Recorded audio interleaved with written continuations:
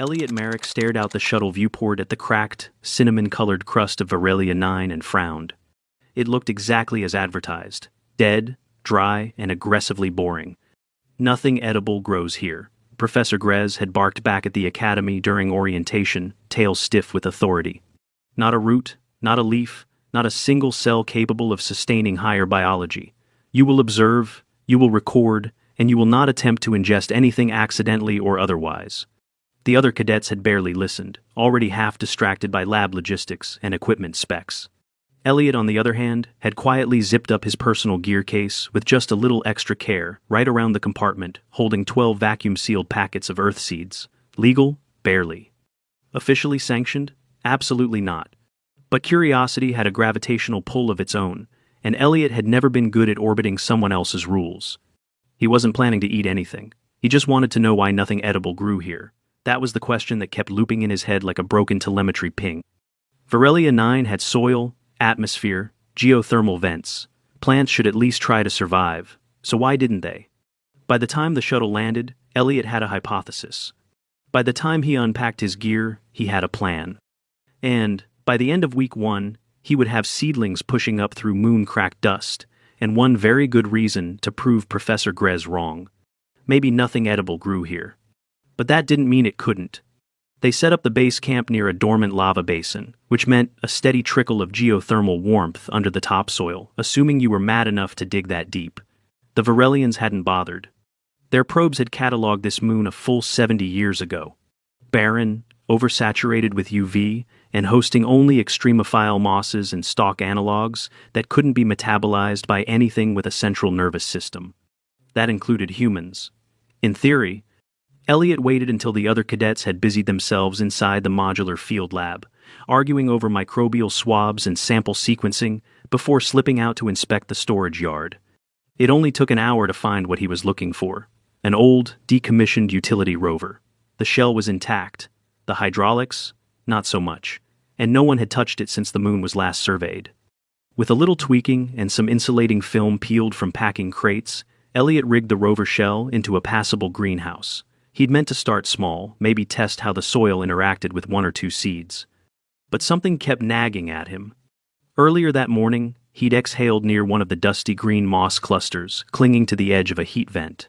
It had pulsed, no, flexed, in response to the carbon dioxide in his breath, like it had recognized a visitor. He tried it again later, this time with a small, light pulse from his scanner, and the reaction was stronger. These weren't inert patches, they were reactive. That meant metabolic pathways. That meant potential. He spent the first 5 days testing the soil chemistry with whatever tools he could borrow without raising suspicion. The acidity hovered around Earth neutral once you went deep enough. Trace minerals were oddly well balanced too, though coated in a layer of silica dust that might have interfered with root signaling. It wasn't a death sentence for plant life. Not even close. Elliot used a condensation trap to pull water from the atmosphere, slow work, but clean, and set up a trial bed with 20 centimeters of loose Varelian substrate under a thermal sheet. 1 seed per crop: micro sorghum, climbing bean, heritage radish, edible lichen. He planted them shallow, marked the site, and kept it under wraps with camouflage mesh scrounged from the rover's outer padding. By day 7, he saw his first green sprout.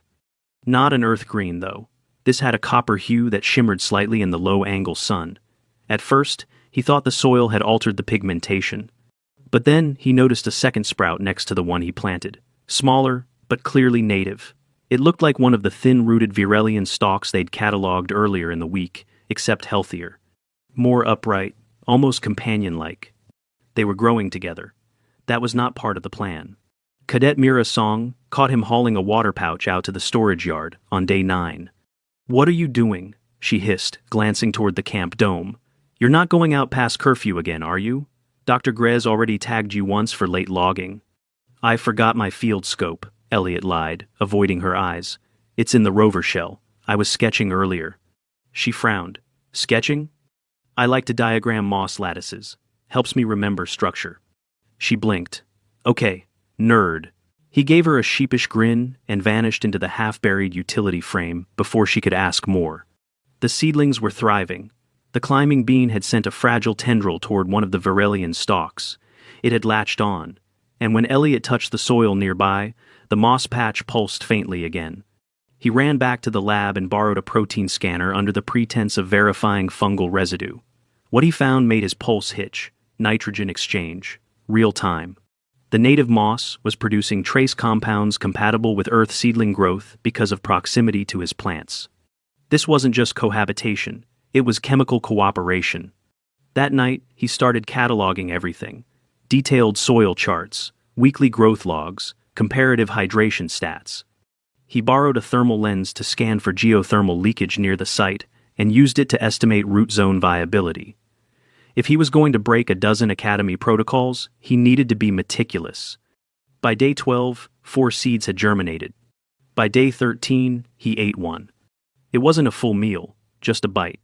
One radish washed 5 times, peeled, cross-sectioned, and scanned for toxins under 3 different lab filters. He even dabbed some juice on his forearm and waited 2 hours to check for a reaction. Nothing, not even a histamine bump. The flavor was strange, peppery, but with a mineral sharpness that reminded him of baking soda and sage. He chewed, swallowed, and waited. 5 hours later, still fine. His gut felt normal. No swelling, no dizziness, no reaction. He ran full vitals that night in the med pod and compared his numbers with baseline readings from week 1. No changes. If anything, his electrolytes were slightly better, more balanced. Elliot had never felt more nervous about being healthy. Week 2 brought a breakthrough. Heavy winds had eroded a patch of dried mud along a dormant fumarole north of camp. Elliot took a sample on a hunch and found embedded husks. Not from Earth, not like the others, but symmetrical, seed-like. He ran a viability test overnight and nearly dropped his scanner the next morning when the internal analysis lit up green. He planted 3 in a side tray inside the rover greenhouse. All 3 sprouted within 72 hours. By the end of week 2, Elliot had documented 17 native species, showing cross-reactivity with Earth flora. Of those, 6 had passed initial non-toxicity tests. 3 were producing tuber-like bulges under the soil. He harvested one, peeled it, boiled it in sterilized vapor, and tasted a fraction. It was buttery. A plant from a moon labeled non-nutritive by 7 interstellar botanical journals had just produced a viable, digestible starch. He doubled his log entries, added nightly field notes, and began compiling a side document he jokingly labeled Field Cookbook, definitely not edible. By the start of week 3, he wasn't eating alone. "Is this charred bean?" Mira asked, eyes wide as she crunched a crispy pod over the camp stove's ceramic plate. "Where did you even get this? It tastes like paprika and almonds." "Virelian cave salt," Elliot murmured, sprinkling more over a tuber mash. "Elliot, we are not supposed to be doing this," she hissed, still chewing. "You're welcome to report me, but I have all the toxin scans, and I logged microdoses first." "You tested on yourself?" "I'm still alive, right?" "You're insane. And you're on your 3rd helping." She didn't argue. By the 3rd night, 4 more cadets had joined, then 7. They ate in whispers. They watched the mess tent for shadows. But they came. Every one of them. No one could explain the warmth of the root curls, or the way the geothermal puff grain burst open with a satisfying crackle, or the strange umami of fire frond tips dipped in brine. They just knew it tasted real, and for the first time on this dust-choked moon, that mattered more than the rules. They got careless on night 21. Elliot was slicing a hybrid tuber when the mess tent flap opened. Dr. Grez stared at the long folding table covered in mismatched bowls, smoldering root mash, and a half-eaten batch of crispy greens folded into soft, pressed grain cakes. The room froze. Grez blinked once. Then his tail stiffened. "What?" he said slowly. "Is that smell?" For a full 10 seconds, no one moved. Then Cadet Jamie Holt coughed softly and muttered, "It's, a new kind of protein analog, sir." Dr. Grez's nostrils flared.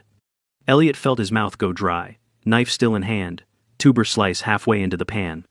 "This is unauthorized," Grez said flatly, sweeping a scanner from his belt and activating it with a flick. "You were told, you were warned. This moon is not rated for human ingestion testing."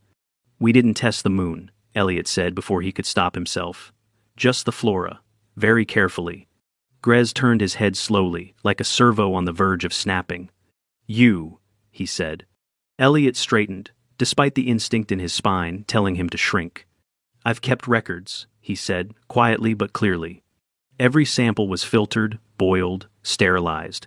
I did histamine tests, ran standard bioscans. No cadet ate anything without proof of compatibility. No cadet was meant to eat anything at all, Grez snapped. This entire dome is now compromised. Everyone to the med tent, now. The examinations took 3 hours. One by one, the cadets were run through full-body scans, blood chemistry panels, and allergen sweeps. They were swabbed, prodded, and in one case, Elliot's forced to perform a gastric recall cycle just to confirm digestion markers. No one showed abnormalities. No one was ill. If anything, vitals were trending better than week 1. That only made Grez more furious. Irrelevant, he growled, pacing the mobile lab with short, rigid steps. You engaged in unsanctioned biological intake in a Class Red nutrient zone. That is a breach of safety protocol, ethics protocol, and cross-planetary contamination law. But the scans show compatibility, Elliot protested. Some of the species don't just tolerate Earth flora, they thrive with it. There are symbiotic exchanges happening between the native moss and DA. This is not about theory. This is about rules. Grez jabbed a claw toward the monitors, where a full log of meal data, soil pairing charts, and cross-species metabolite diagrams scrolled in steady lines. You've exposed 9 cadets to unknown compounds and risked setting back this mission by months. These findings will be quarantined, all your samples destroyed. You will return to the home station on the next supply shuttle and report to the disciplinary review board. For a moment, the room buzzed with the silence of withheld protest. Then, Mira spoke up. Sir, with respect, what if he's right? Grez rounded on her. This is not about being right, Cadet Song. It's about control, precision, containment. You think planetary science is guesswork? You think we base new agricultural programs on hope and spice blends? I think, Mira said carefully, that Varelia 9 is more complex than your report claimed, and we have the data to prove it. The next morning, Elliot was confined to quarters. Not formally arrested, but not allowed near the greenhouse either. Grez had locked it down, tagging the entire storage yard as a Class B biohazard zone. Fieldwork was halted. No one spoke during breakfast. Except Holt, who muttered under his breath, "He's torching it. You know that, right?" Elliot's stomach turned. He wouldn't. He's a scientist. He's a burned scientist, Mira said softly. You read his background file? Elliot shook his head. Used to specialize in adaptive extremophile crops. Tried to cultivate food-grade hybrids on Triven 3. Lost half the trial group to mold toxicity. Got reassigned 3 years ago after a failed nutrient trial on Doran's Rock. And now he's on Varelia 9, the moon where nothing edible grows. Exactly. Grez hadn't torched the samples. Not yet. That night, after the camp lights dimmed and the perimeter drones shifted to low alert, Elliot pulled on his jacket and crept out through the back flap of the crew dorm. He moved fast, cutting through the low ridge gap that bordered the lava basin. The greenhouse was dimly lit, sealed with a Class B polymer sheet and a fresh warning tag. He keyed in the old rover override code. It buzzed red. Locked. He tried again, this time bypassing through the diagnostic port using his tablet. The shell gave a long hiss, then clicked open. Inside, most of the plants were still intact, dry but alive. Elliot dropped to his knees and checked the tuber tray first. Moisture levels were low, but the secondary root bulbs had formed. That meant the plants had adapted. They were learning to feed on less. He pulled out the backup data stick from under the storage shelf, every log, chart, and sample image copied to a separate archive. If Grez destroyed his findings, he'd still have this. He tucked it into his jacket, sealed the tray again, and stepped outside. Grez was waiting. Of course, the professor said coldly. You couldn't help yourself. I just came to check the root integrity. You came to salvage what you think justifies your recklessness. Elliot didn't move. Then why haven't you burned it yet? Grez's jaw twitched. The tail at his side was rigid again, but this time it didn't lift.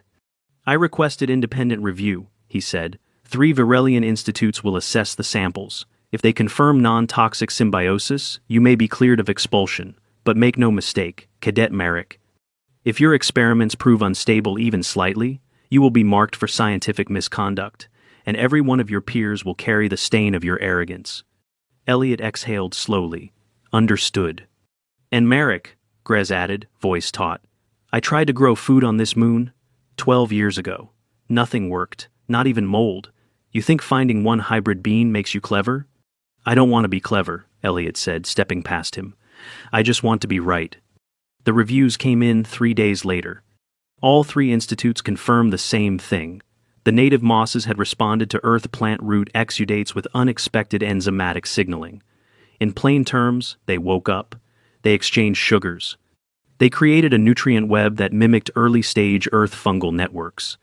Of the 27 local species Elliot had cataloged, 17 were now listed as conditionally edible after moderate preparation.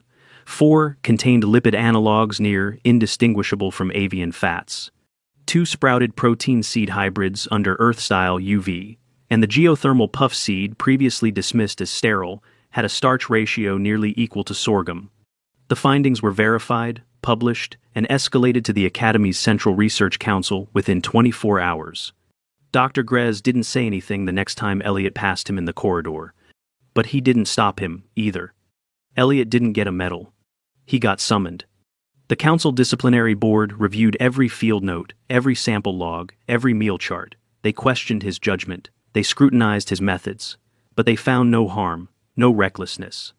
Just an unauthorized, obsessively documented, and profoundly effective research endeavor. He received a formal reprimand for protocol violation. And a research grant. The new program? Xenobotanical Yield Resilience in Hostile Zones. Varelia 9 was no longer classified barren. 6 months later, the first orbital agri-station launched above the Moon's southern hemisphere. It housed Earth Virelian hybrid crops. The climbing bean now flowered with red-veined leaves. The micro-sorghum had developed a waxy shell that resisted solar dehydration. The geothermal puff grain, renamed Merrick's dust. It became a minor culinary sensation after a fusion chef used it to recreate popcorn shrimp with fungal paste and native spice. The Academy republished its planetary guide. Professor Grez, to everyone's surprise, submitted the revision himself. Correction: some edible species may exist on Varelia 9, provided you bring a human. Elliot's final project, once flagged for review, was quietly released as a limited distribution field manual. Definitely not edible. Field recipes from Varelia 9. Chapter 1 began with a simple phrase. If nothing grows here, grow something else, then make tacos. Elliot Merrick should have been relieved. He wasn't, not yet. 2 weeks after his formal clearance, he still felt like a cracked seed pod, split open, exposed. His name had made its way into Academy reports and niche botany bulletins. His findings were referenced in 3 xenobotany roundtables and mentioned during a Varelian diplomatic brief. None of it made the knots in his stomach go away. Because no one was talking about what came after. Not the sleepless nights cataloging enzyme reactions by dim rover light. Not the moment he'd thought he poisoned himself with an early hybrid moss cap. Not the fact that his fingers still bore the rough, reddened calluses from hand-digging soil while the rest of the cadets cataloged samples in pairs. And definitely not the night he collapsed in the Camp Med station with a fever of 102 and low oxygen saturation because he forgot to hydrate after 3 straight days in the dome. He'd told no one about that, either. The cost of curiosity had never been hypothetical. It was 2 weeks before he noticed the pain in his left wrist hadn't gone away. At first, he wrote it off as fatigue. He'd spent a lot of time hauling trays and maneuvering UV reflectors in the agri-station's hydro loop, but by the 4th morning, it had swollen. By the 5th, his grip strength had dropped by nearly half. "Let me see that," said Dr. Baines, the station's attending medic. Elliot hesitated. "I think it's a strain." "You think wrong." She turned the wrist gently, then tapped the dorsal side. Elliot winced. Baines gave a sharp sigh and pulled up the portable scanner. After a few passes and a diagnostic chime, she nodded toward the screen. "Microfracture, right at the scaphoid. Looks like it's been building for a while. This didn't happen from one lift. You've been stressing the joint for weeks, maybe longer." Elliot's stomach sank. "Can it heal without surgery?" "Normally, yes, but you're on partial gravity. That slows osteogenesis. We'll immobilize and monitor. No strain for 6 weeks, minimum." 6. "No discussion," Baines said, already prepping a wrist brace. "Unless you want permanent stiffness or a surgery involving bone grafts, you'll follow recovery protocol." Elliot sat still while she fitted the brace. He didn't argue. His body had been giving warning signs for days, but he'd brush them off. It was easy. When everyone kept congratulating him for being brilliant, no one wanted to hear how he spent 2 nights sleeping on cold rover steel, or how his right knee still popped from slipping into a thermal pit trench. He flexed his fingers slowly. The pain was dull now, manageable, but not ignorable. The orbital agri station was more than an experiment. It had quickly become a magnet for visiting researchers, culinary teams, and terraforming strategists. Virelia 9, once a planetary footnote, was now a test case for low-water, high-resilience food sourcing. Elliot wasn't just the cadet who broke protocol anymore. He was the unofficial consultant for all things edible and borderline illegal. It got exhausting fast. Everyone wanted data, updates, clarifications. Could the geothermal puff grain tolerate colder temperatures? Could the red-veined beans cross-pollinate with earth legume strains? Were there allergenic markers in the native stalk proteins? Would the moss-sorghum combo work in sulfuric zones? Elliot tried to keep up. He updated spreadsheets at night, filed reports in the morning, spoke on vid calls from a stool by the hydroponic channel, but he was tired. So tired. One afternoon, Mira caught him dozing off mid-sentence, cheek pressed against his tablet screen. "You're not fine," she said gently. "I'm always fine," Elliot mumbled. "No, you just make being unwell look productive." He didn't answer. She slid a thermos toward him. Steam rose faintly. He recognized the smell fire frond tips with mineral broth and moss starch. "I used your week 2 recipe, had to tweak the boil time. You left that part vague." He gave a weak smile. "I was too busy nearly poisoning myself to document it better." Her face twitched. "Wait, what?" "Long story. I'm still alive." "That's not a good punchline." They sat quietly for a few moments. Finally, Mira said, "Why didn't you tell anyone how bad it got?" Elliot stared into the steam. "Because if I stopped to admit how hard it was, I might have actually stopped, and none of this would have happened." Mira didn't argue. She just placed a folded slip of paper on the table. It was a list, handwritten, 6 new species discovered from the fumarole region, 3 edible, 2 still under review, 1 confirmed high-protein, native-only seed. "I went sampling," she said. "Your notes made it easy. You don't have to do everything." Elliot blinked at the list. For the first time since the dome incident, he felt his chest lighten. 4 weeks into his wrist recovery, Elliot's scan showed solid calcification. 2 more weeks, and he'd be cleared for full use. By then, the agri station had expanded to include a second dome, this one focused solely on hybrid trials. Mira had taken the lead on those. She had a knack for it. Her root curl pairing with native saltgrass had already shown promising yields in artificial drought conditions. Holt was experimenting with spore leach integration, using fermentation to isolate plant-safe yeasts. Even Baines had submitted a paper on nutritional profiling of the red tuber mash and its potential as a recovery food for burn patients. It was no longer his project, and that felt exactly right. But not everyone was thrilled. On a quiet evening in the mess deck, Professor Grez arrived unannounced. No fanfare, just stepped in with his usual stiff posture and a tablet in hand. Elliot stood, unsure what to say. Grez approached, gaze unreadable. "You published the field cookbook," he said. Elliot nodded. "Small run, mostly internal." "I've read it." A long pause. "The naming conventions are unscientific." Elliot tried not to smile. "I thought cracked lava popcorn was pretty descriptive." "Undisciplined," Grez muttered. Then, after a beat, "but accurate." That was as close to a compliment as Elliot expected to get. Grez hesitated. His tail did not lift, but it no longer stayed rigid either.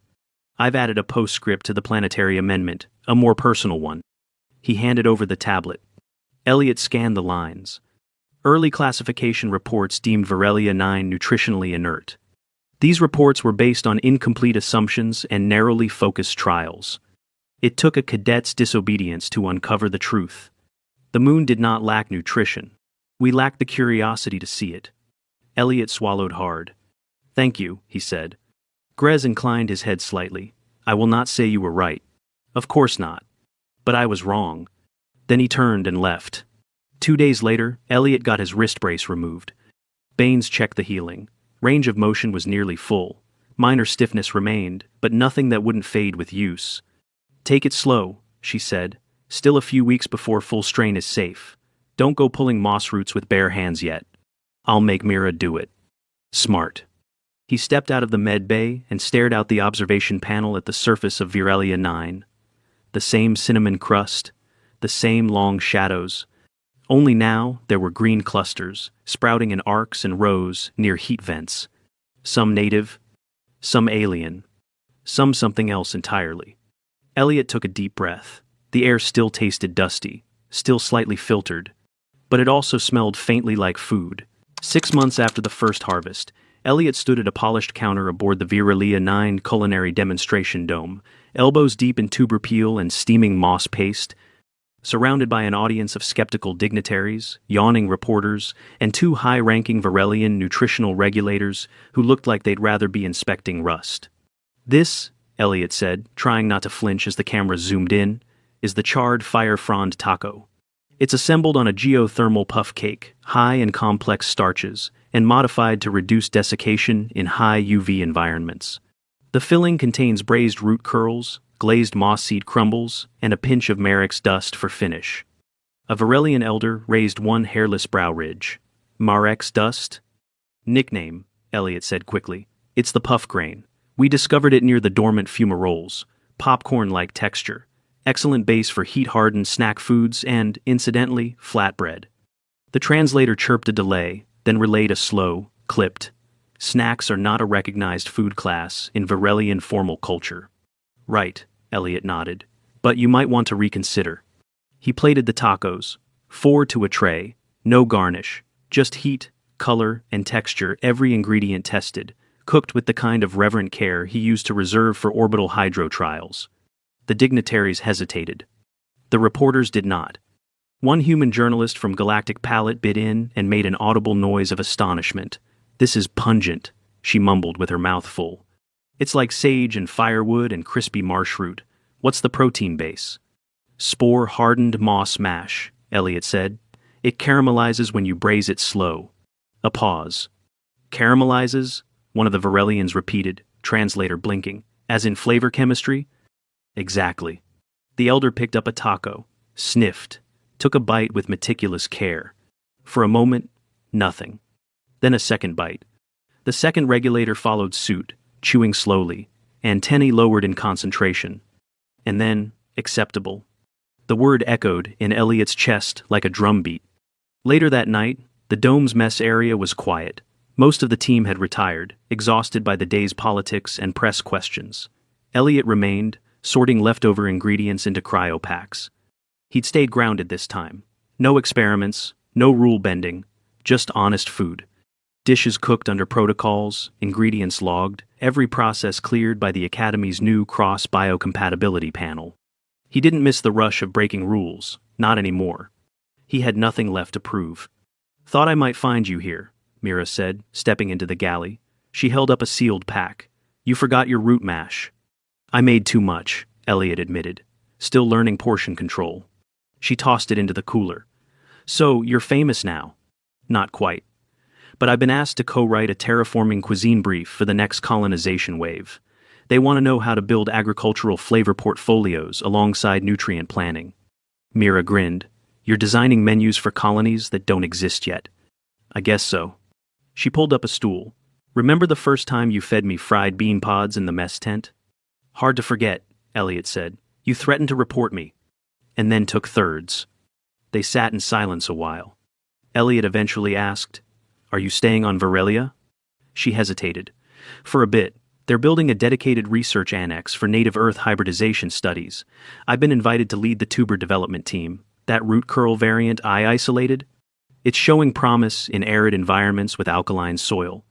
Could help on frontier worlds." Elliot smiled. "I'm glad. What about you? Back to the Academy?" He shook his head. "No, I've accepted a post at the Orbital Agri Lab, working on refining crop lines for cold growth environments, and I've been asked to do culinary demos." "Culinary?" "Apparently, I'm a planetary flavor ambassador. Someone wants to publish a second edition of the cookbook with a galley-tested section." Mira leaned back. "You always said you weren't planning to eat anything, just wanted to see if something could grow." "Turns out both were inevitable," Elliot said. Then he paused. "You know what the weirdest part is?" She raised a brow. "I still haven't eaten an actual taco from Earth. I made the Virelian version first. Mira laughed. You reversed thousands of years of culinary development. I'm used to starting backwards. By the end of the week, the culinary demonstration dome had tripled its visitor count. The hybrid dishes were approved for limited civilian trials. Requests for seed packets poured in from agricultural programs across 5 planetary systems. The original cookbook, Definitely Not Edible, was reprinted under a new title. According to Grez, this shouldn't exist. Recipes from a dead moon. With a foreword by Professor Grez himself. I once said, nothing edible grew here. I was wrong. Something edible waited here. It just needed the right kind of troublemaker. Elliot returned to the greenhouse on his last night planetside. The original dome, cobbled from that broken rover and a patchwork of insulation foam, was still there, now reinforced and reclassified as a protected research exhibit. The first climbing bean vine had been preserved in resin and mounted to a plaque. He touched the edge of the display, then looked beyond it, where neat rows of puff grain and radish stalks swayed gently under the dome lights. He remembered the dirt under his nails, the silence of the cold nights, the nervous waiting for reactions that never came, the breath held through every scan, the long moments wondering if he was brilliant or reckless or both. He remembered biting into the first radish, and the moment he realized it tasted like possibility, Elliot Merrick hadn't saved a world. He hadn't discovered the cure to anything. He hadn't even asked for a reward. He just refused to believe that nothing could grow in dead soil. And then he cooked it.